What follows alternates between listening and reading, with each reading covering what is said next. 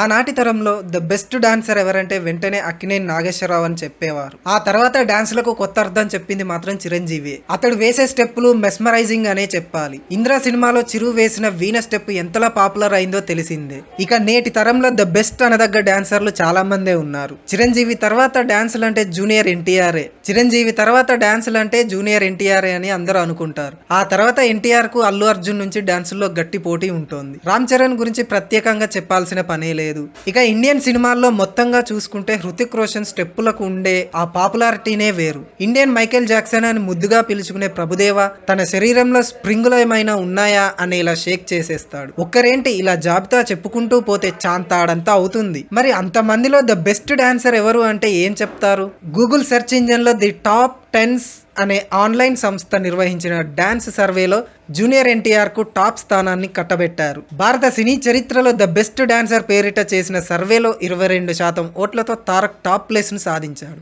ఈ జాబితాలో చిరంజీవికి 10వ స్థానం దక్కింది. చిరంజీవికి వచ్చిన ఓట్లు కేవలం 2% మాత్రమే. ఇక టాప్ 2 ప్లేస్ లో 13% ఓట్లతో హృతిక్ రోషన్, 11% ఓట్లతో అల్లు అర్జున్ 3వ స్థానంలోనూ ఉన్నాడు. అంతే శాతం ఓట్లతో ప్రభుదేవ 4వ స్థానంలోను, 5% ఓట్లతో లారెన్స్ 5వ స్థానంలోనూ నిలిచాడు. కాగా మాధురి దీక్షిత్ బెస్ట్ డాన్సర్లలో 6వ స్థానాన్ని సాధించింది. ఐశ్వర్య రాయ్ 9వ స్థానానికి పరిమితమైంది. ఇక రామ్ చరణ్ తేజ్ గురించి చెబితే కేవలం 17వ స్థానానికి పరిమితమయ్యాడు. అతడికి వచ్చింది కేవలం 1% ఓట్లు మాత్రమే. అయితే ఈ సర్వేపై కొందరు మాత్రం అసంతృప్తిని వ్యక్తం చేస్తున్నారు. ముఖ్యంగా మెగా అభిమానులు చిరంజీవికి 10వ స్థానం రావడంపై పెదవి విరుస్తున్నారు. సర్వే సరైనది కాదని అసహనం వ్యక్తం చేస్తున్నారు. కానీ జూనియర్ అభిమానులు మాత్రం తమ అభిమాన హీరోకు టాప్ స్థానం రావడంతో తెగ ఆనందపడిపోతున్నారు.